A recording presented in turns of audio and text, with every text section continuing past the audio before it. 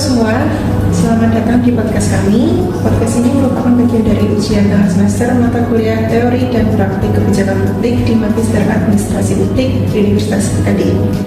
Nah, buat teman-teman nih yang tertarik di bidang pemerintahan, pelayanan publik dan kebijakan, MAP Universitas Kediri sangat cocok.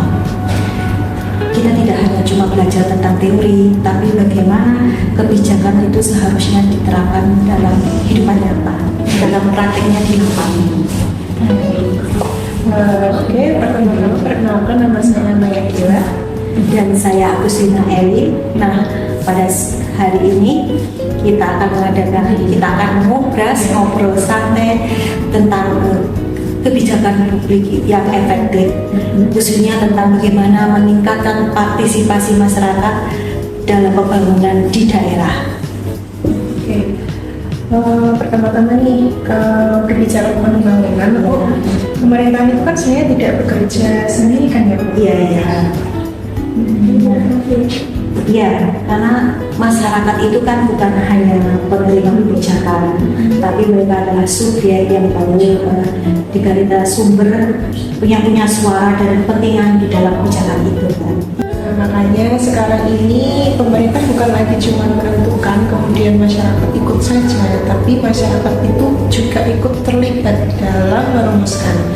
Contohnya nih, sekarang itu pemerintahan lagi mengadakan musyawarah perencanaan pembangunan atau musrenbang, di mana diikuti juga oleh masyarakat gitu.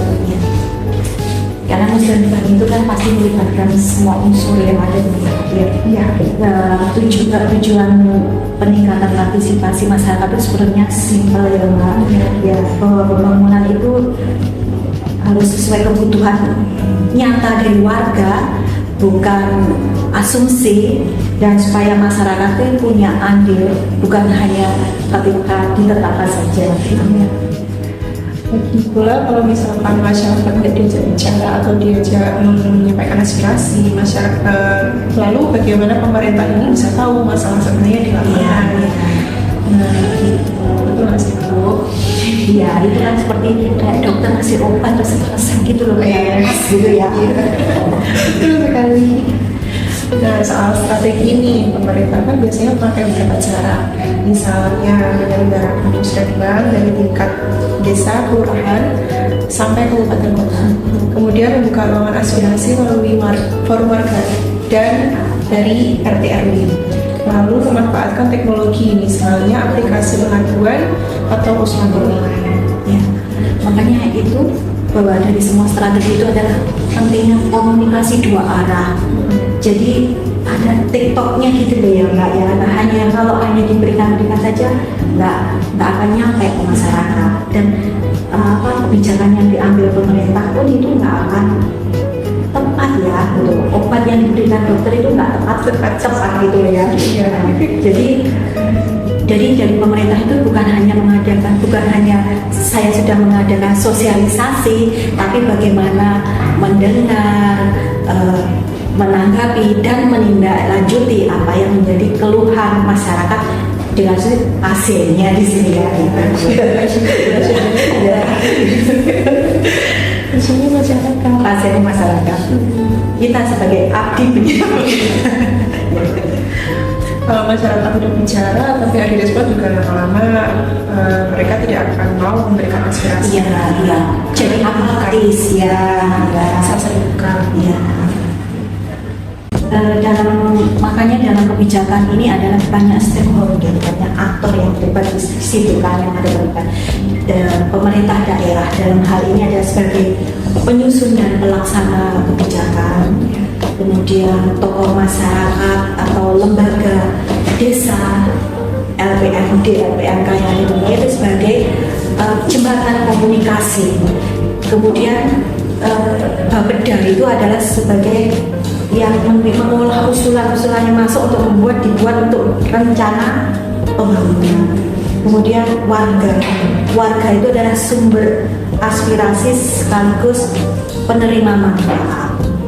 Nah, begitu dari aktor tadi kan, salah satunya warga masyarakat ini kesannya kayak unggul masyarakat ya. Maksudnya ini dari aktor-aktor yang disebutkan tadi kita bisa tahu bahwa yang menjadi aktor itu bukan cuma pemerintah aja, tapi juga masyarakat. Kalau masyarakat pasif juga kebijakan nggak akan berjalan gitu.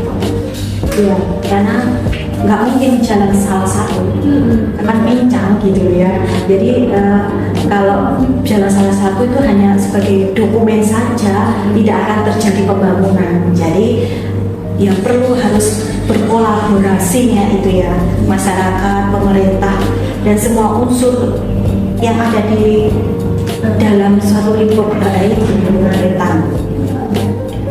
Nah, jadi kesimpulannya dari pembicaraan kita tadi itu kebijakan itu bisa efektif kalau tujuannya jelas, benar-benar berpihak pada kebutuhan publik, kemudian strateginya juga realistis dan bisa dijalankan, dan semua aktor itu terlibat aktif.